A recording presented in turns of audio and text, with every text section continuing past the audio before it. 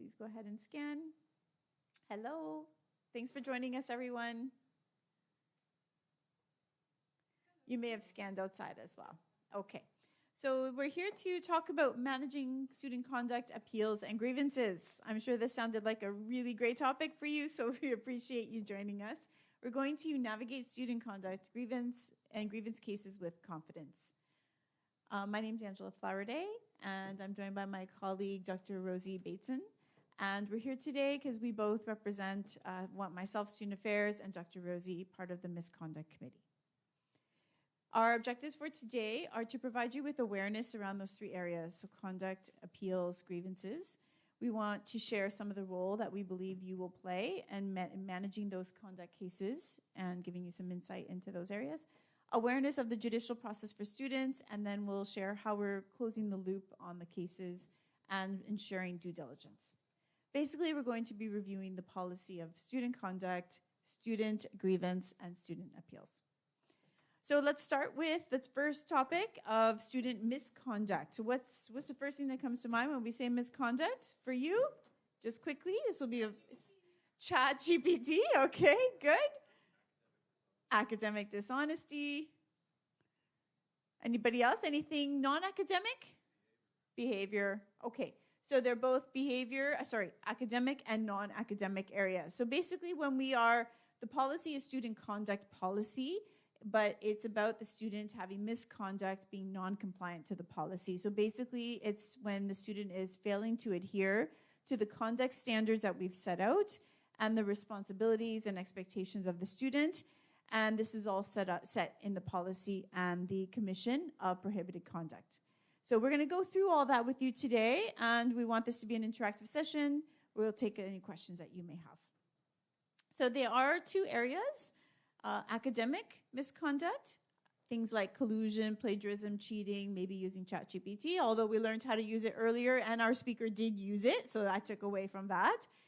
Non-academic misconduct is quite growing with 9,000 plus students on campus. So we've got things around protecting property, protecting individuals, even smoking is misconduct in certain areas, cultural inappropriate behavior. So we've got lots of areas here. The policy and procedure for conduct is quite extensive. Dr. Rosie is going to break it down for you. And we think it's very important for faculty to know. So thank you for joining us and wanting to learn more about it. So did you know that it's such an important policy because there are so many reported cases per year. This is just Dr. Rosie and I's estimate. And we think between 500 and 600 cases a year. And the Student Conduct Office is housed under Student Affairs Division. And there's an investigator, and we're growing that division as well because of the need. Right now, most of those cases are minor cases, so they get warning letters, students get warning letters, but they are tracked. About 100 or more are cases that are fully investigated with interviews, videos, interviews from multiple stakeholders, and sometimes taking quite a lengthy amount of time. So that's why we're here today. It's a critical aspect of our student success. So we would like you to learn more about what happens in the area of conduct. As a philosophy, the university takes a zero tolerance to misconduct. Of course, we want it to be minimized fully. We know that's not always possible, but we're going to try to find ways to ensure that there is zero tolerance. So what am I talking about then? What are some examples? Just quickly, we want to keep you alive and awake. What kind of examples of misconduct? What else is there? We heard ChatGPT, we heard non-academic items. Anything else that comes to mind quickly? Fadi? Absolutely. Yeah. Ooh, yeah. The big one, right? Yes, I've seen an increase in that. Right. I heard there's a business around this right now. Smart kid, though. Let's be honest. Okay. So we do want to address some of those areas today. So this is, Dr. Rosie and I pulled this presentation together. We work very closely because Dr. Rosie is the chair of the Misconduct Committee. So this I shared with her earlier when we were preparing, because this is what I share with the students. When we go into the EFFL course and we teach the student how to be proactive in their academic success, we share this slide because we introduce 5 major policies at the university. And I say, guys, these are all the things you cannot do. So what can you do? And we go through that whole discussion. We do role plays. So we try to really meet the student at where they're at in their journey. So take a look at these areas, and these are the things that we don't want students to do. So X is around here. Is there anything on here that you're surprised and didn't expect to see on the misconduct list? No, misconduct, because we have so many angry drivers trying to find parking. Yes, security is one of our biggest stakeholders. Great question. Yes.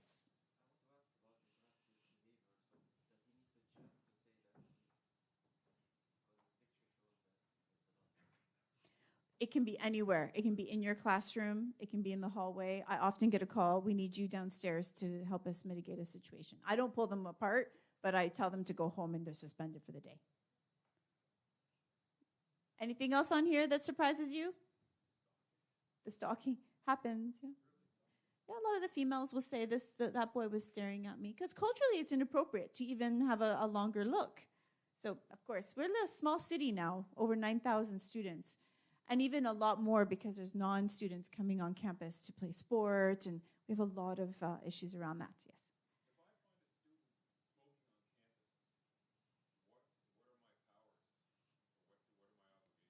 Great question, Fatty. So any of these, even smoking or any of these, you can go up to the student, dress codes, do you know the policy?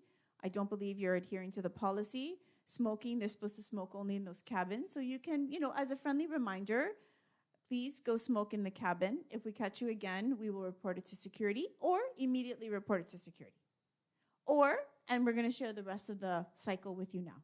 Okay, so great question.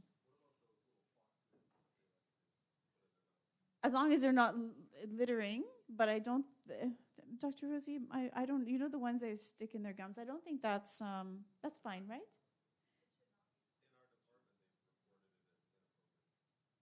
Hmm.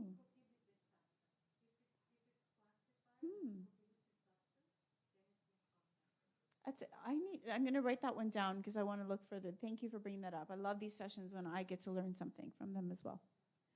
Okay, so I know you handle a lot of these, and I think we've already had that discussion, so I'm going to move on so we can jump right in. So I'm going to pass it over to Dr. Rosie. She'll talk about the conduct policy and how we're working with it, and then I'll come back for the appeals. You've had great questions. Thank you.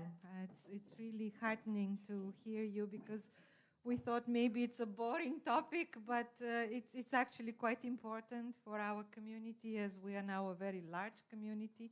Oh, the clicker. Sorry. So just FYI, we have a student conduct policy and procedure. Both are posted on the UDST website. If you, at any time, if you come across a situation that makes you feel uncomfortable, so anything that raises an eyebrow, what just happened in my class, outside, go to this policy because you can open the link, go to the policy because it's a very detailed document and it describes a lot of situations which actually are a type of breach of the conduct policy. So everything that you mentioned now is very likely a case of misconduct. Sometimes minor, sometimes something light. Other times it can be quite serious. So the policy is there and it is a very detailed document. It covers both academic misconduct, which is what you will experience more often than the other type of non-academic. Because students, I find, from having served on the misconduct committee now for a third year, we see more misconduct cases that are not academic related. So it seems that students are respectful in the classroom and the cases of misconduct are generally the cheating and plagiarism. But outside of the class, we see a lot of bad behavior, sadly. So I will first speak of the academic misconduct. The most common case is cheating and plagiarism.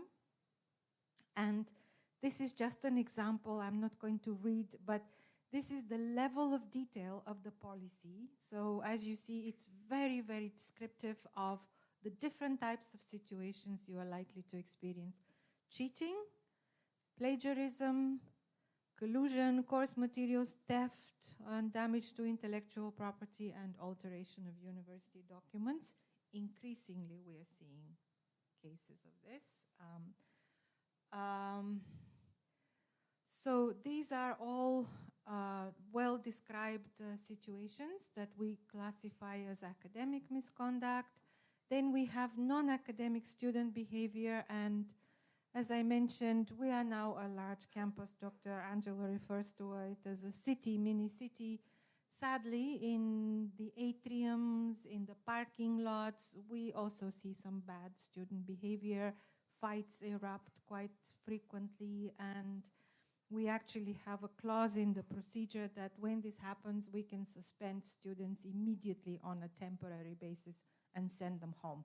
When they are in the moment, they are fighting, they're upset, and so we see some physical fights, language abuse, bullying, and again, the policy is very, very detailed and describes these situations. Again, I don't mean to read it all, but it's individuals, it's property, the types of situations, as you see, very detailed. So anything that raises an eyebrow for you, and you are very well experienced in managing your classroom, it's likely to be a situation of misconduct. We recently have started to see a lot more cases related to reputational damage. So students sometimes will be, whether it's on campus, whether it's in their work placement or clinical placement, we have seen some cases where they are misbehaving, and that is a poor reflection on the university. This is a misconduct. Smoking, some of you may want, someone mentioned if I see a student smoking where they shouldn't. We don't recommend you necessarily go and confront them, because this can cause a difficult situation for you personally, but you can report it. Our campus is full of CCTV cameras, so usually everything is recorded on camera, and we can very easily then follow up with it. Something else that we are seeing is cyberbullying, and students who take pictures or videos of each other, then they post them somewhere in public spaces with comments, with pictures, so this is misconduct. So anything that is not authorized by the person. And again, because of the cameras on campus, we usually catch it very quickly. We can even see who took the picture. Even if a student just reports that this is the picture that appeared with me, I never agreed to this, we can reconstruct the situation on campus. The camera usually has recorded it, and we can pursue it. So also culturally appropriate behavior, dress code, these are all, they appear minor, but in a large community such as ours, as we mentioned earlier, we have to be vigilant not to set a bad example among the students. So what happens when a case is reported? First of all, you may report, any member of the community can file a complaint about another member. This is particularly about the students, but if it's about staff or faculty, it will go to another body. So once the incident is filed, it usually triggers, it will trigger a very formal paralegal process. So we have a committee. So first of all, the incident will go to student affairs. If it's related to a student, we have an investigating officer who will collect all the evidence. As I said, CCTV footage makes our life really quite easy because everything is caught on camera. For minor incidents, and we consider minor incidents, parking violations and smoking that are quickly recorded, visible immediately, that generates a warning letter for the student. Other incidents are usually investigated, reviewed by the committee. The Student Misconduct Committee meets every 2 weeks. We review anywhere between 5 and 10 cases during this time. decision is made and a formal letter is issued to the student with a copy to the dean of the college, and a copy goes to the official record of the student. The process is confidential. What I can assure you is that any incident is dealt with. It's just, if someone files a complaint, we will not go back to that person unless we need him or her to come and give evidence during the investigation. But otherwise, we will not go back and say this was dealt with and that was the decision made. This remains confidential. But for every single complaint, we do have a very rigorous process of investigation and some form of penalty, which I will mention. This is the Student Misconduct Committee, which is regulated in the procedure. I have chaired this committee from its inception in 2022. In January of this year, we reconstituted it as permanent membership rather than rotating, and legal affairs is represented. So we are a kind of paralegal operation as a committee. With academic misconduct, I wanted to mention that we recently made some more revisions to the procedure. It will be posted very soon. So we also made the penalties very explicit. So with academic misconduct, first and second incident will lead to a very specific penalty. They lose credit on the work completed. They will get an F grade if they're failing the course. If it's a third or fourth offense or fifth, again, it's progressive discipline, but before we suspend a student for a semester or a year, the case will come to the Student Misconduct Committee. Sometimes there are mitigating circumstances. So before we impose a more heavy, more serious penalty, we always give the student a choice, an option to defend themselves. They will come and meet with the committee when this happens. For non-academic, we created a matrix. Again, the procedure specifies progressive discipline from verbal warning to written warning to withdrawal of privileges to suspension from the campus for 1 to 5 days to full semester, a year, and so on. But we also, just to make our work transparent, we also created this matrix, so we as a committee can also easily refer to this. And if a student disputes our decision, again, we have a very clear framework. I want to say students are disputing decisions. Increasingly, we are seeing a lot of students who disagree, who appeal, who will even take the university to court. That is not uncommon. So, I mean, I don't speak specifically of UDST, but as you know, in many countries, universities are students are suing their universities.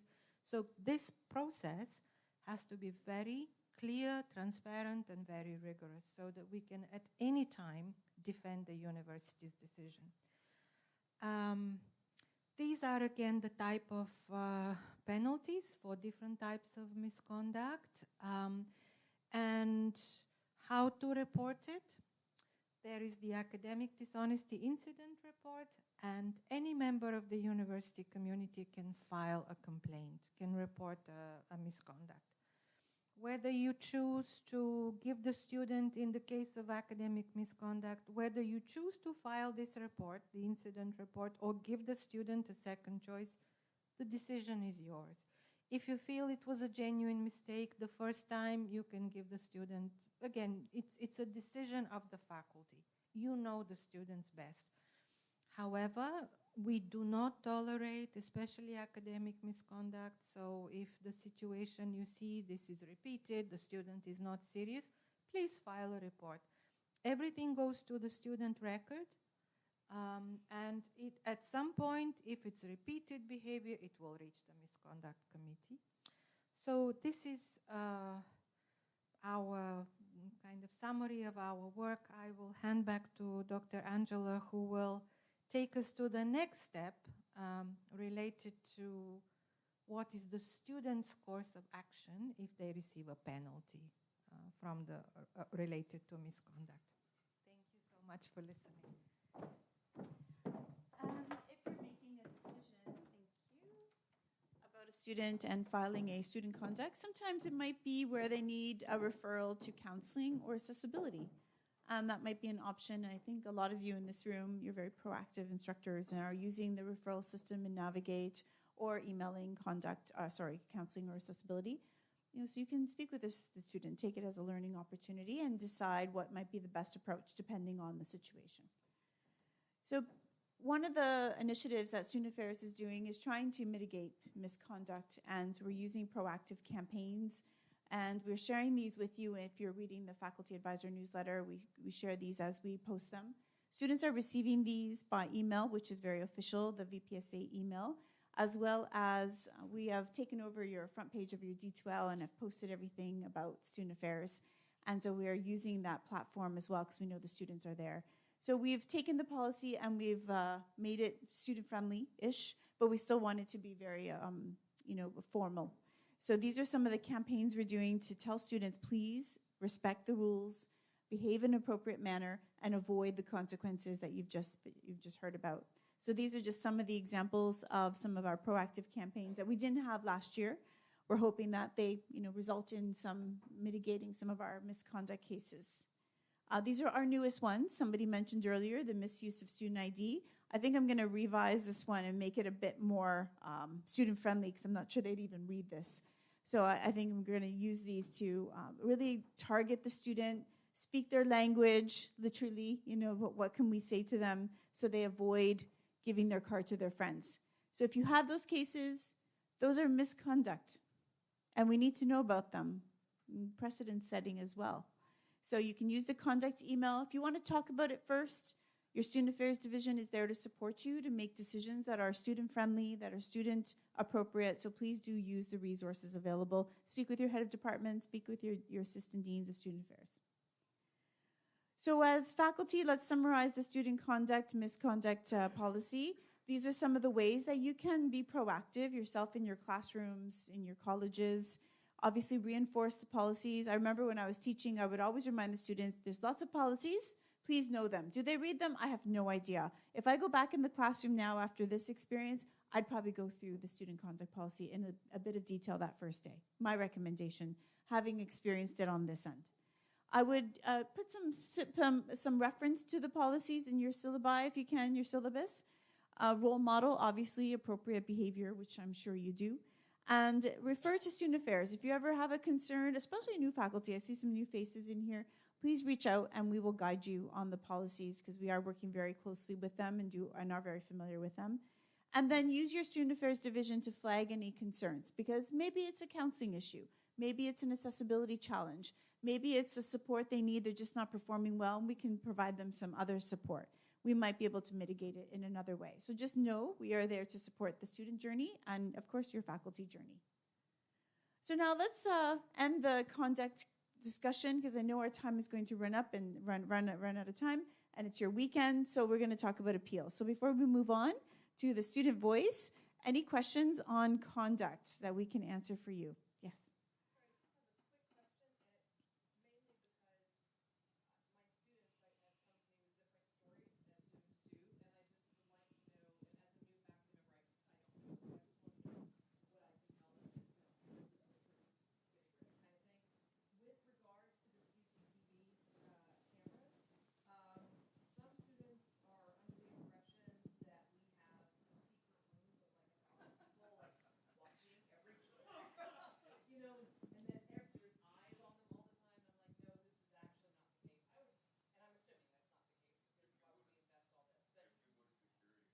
The security is watching a lot of it, yes.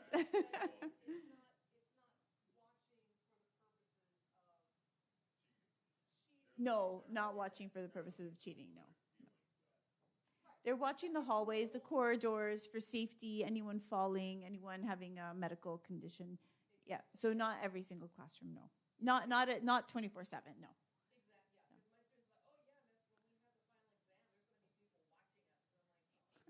Maybe the invigilators, yes. Okay.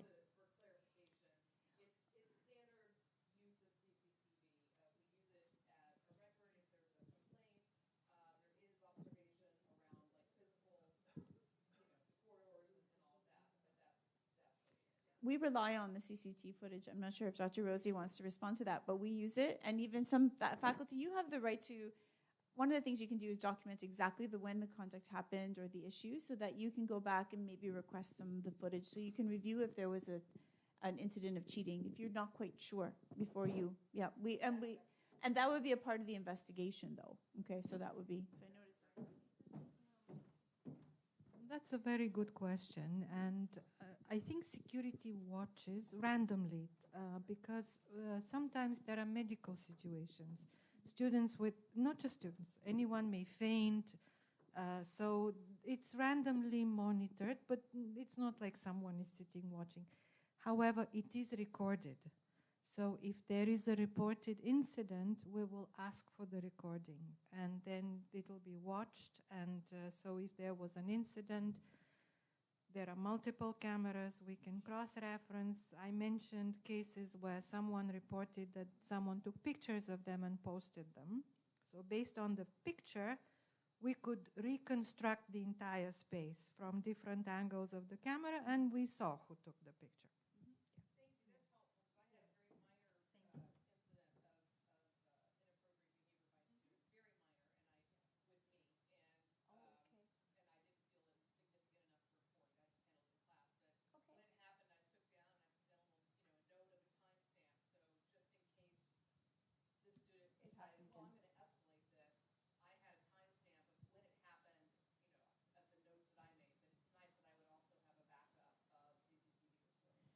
Sometimes we don't get to see it clearly, but most often, other than the washrooms and the prayer rooms, my understanding is there are cameras everywhere.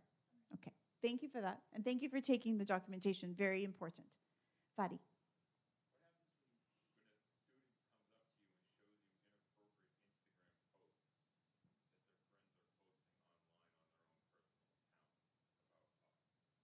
About us. So if it refers to UDSD and an inappropriate manner, this could be misconduct even if it's not on campus.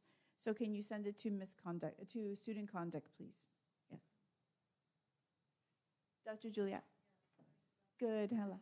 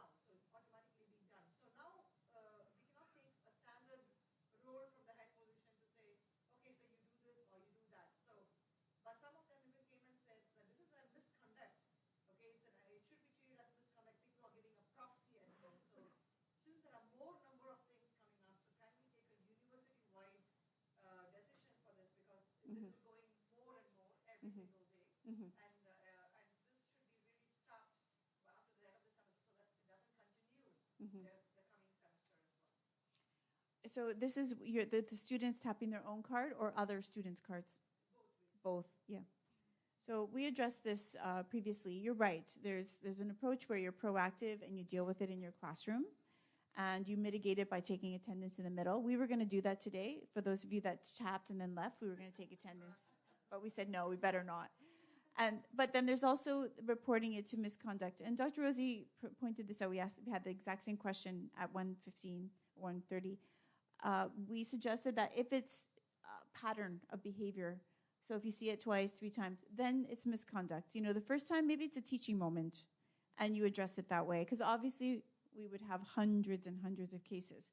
But if they're tapping other students' cards and their own card and leaving, that is misconduct.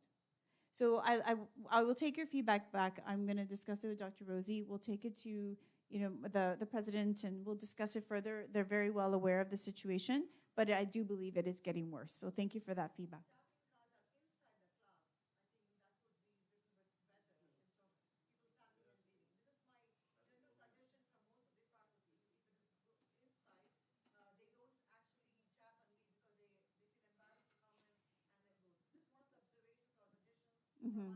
Yeah.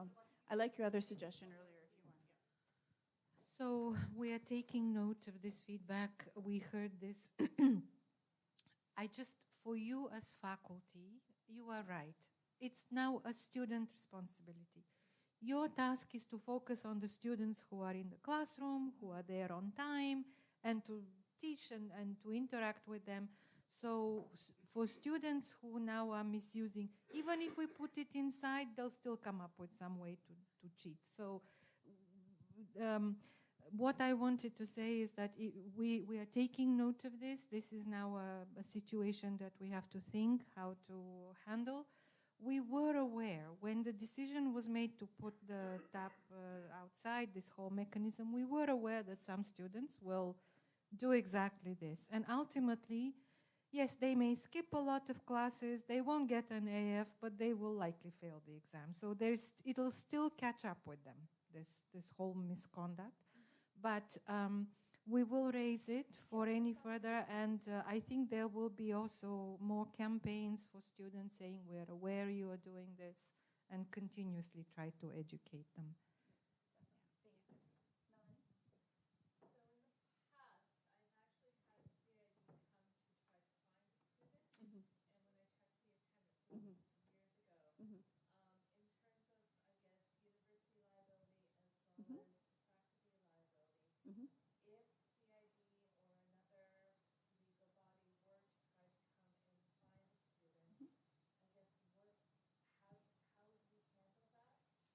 So we're not supposed to mark someone present if they're not. So please don't do any favors for students and mark them present.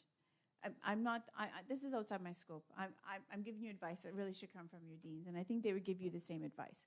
If they're present, they're present. If they're absent, mark them absent. Because you're right, that may happen, and it has happened.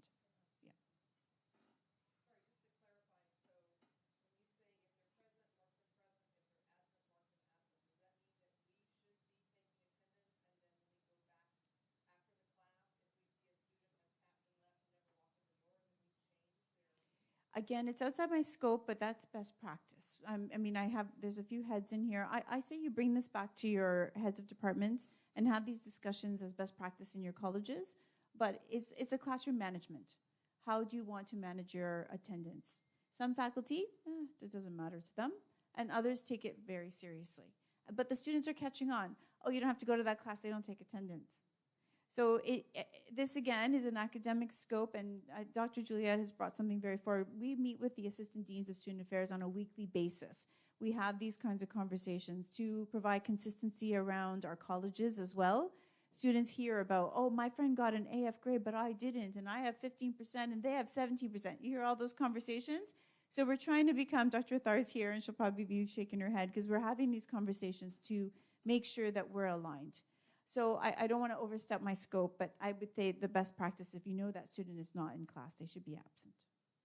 But of course, if the student approaches you, then you have a different discussion. Maybe they went to the washroom and came back, because we do end up getting these concerns. Then it becomes a concern. So there is a fine line. I know, we're going to have to continue. Okay, quick question? Yes. Okay.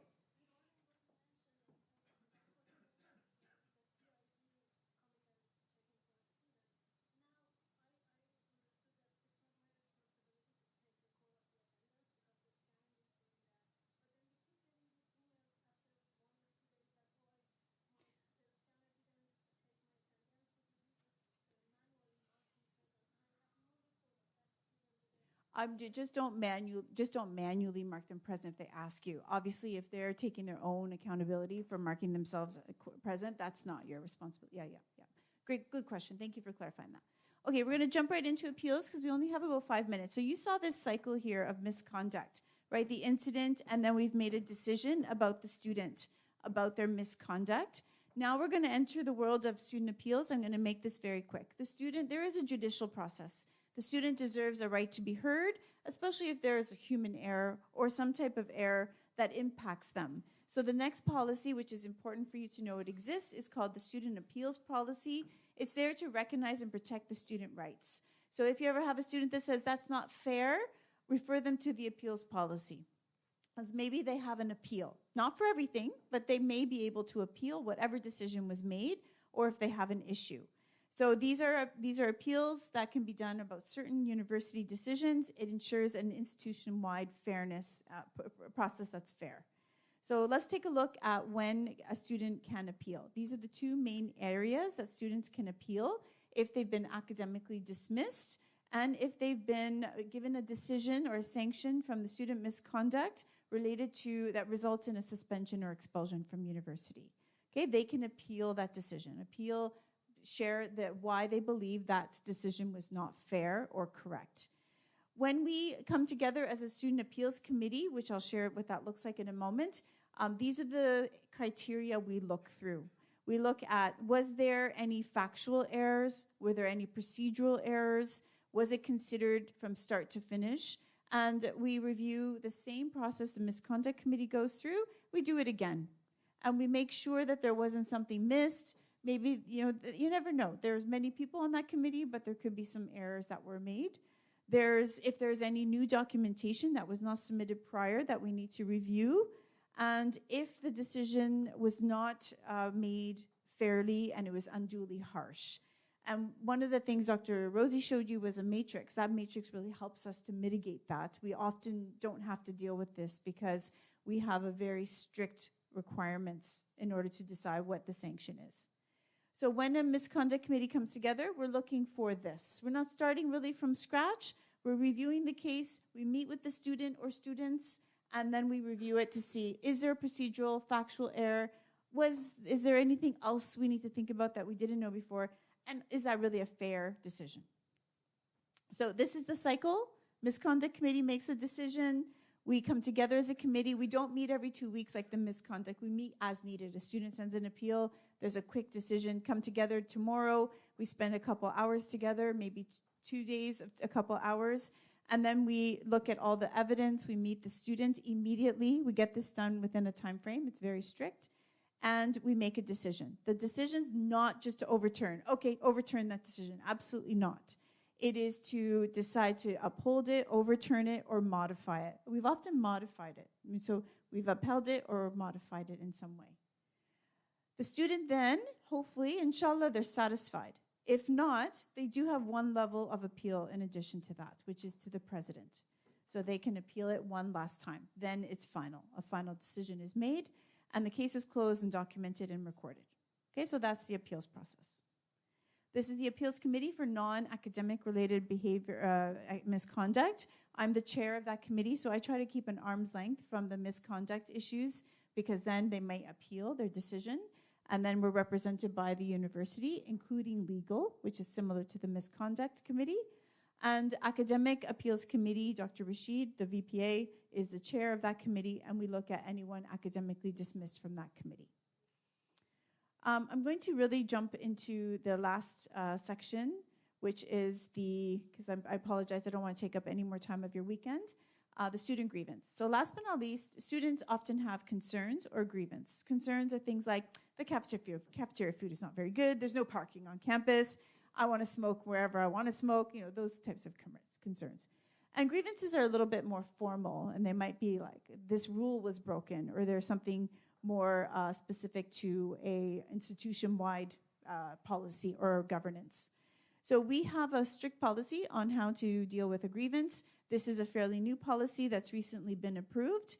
So this is where a formal concern is raised by a student, and they can be non-academic or academic related.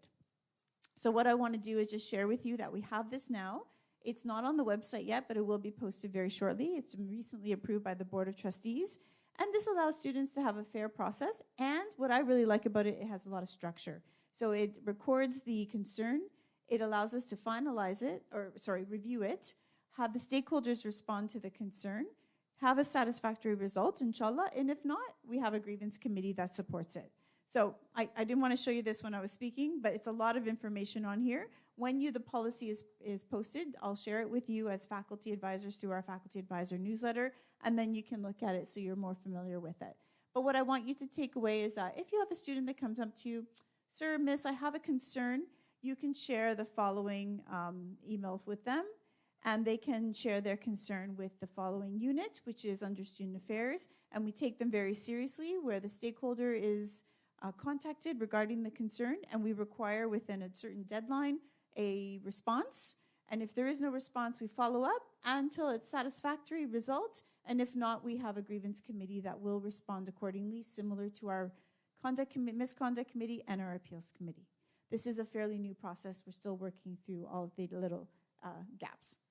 So I'm excited to say that we are having a lot more interest in this area. We're looking forward to continuing to build the supports that we have to students, especially for data. I want to see how many concerns are in this area, this area, this area, and then share that for future decision making. Yes.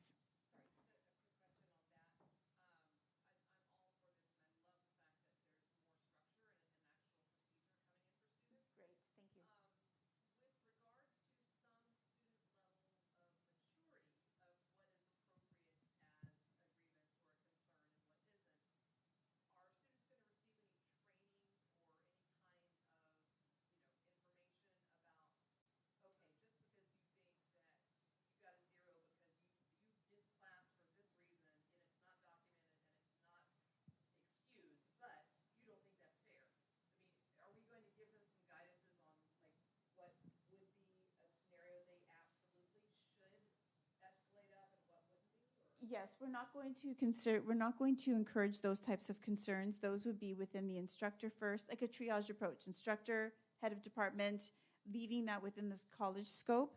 These are other concerns that are, I was mistreated. I was treated unfairly. I was not given that opportunity, or the food is not good in the cafeteria. So that range, administrative versus academic.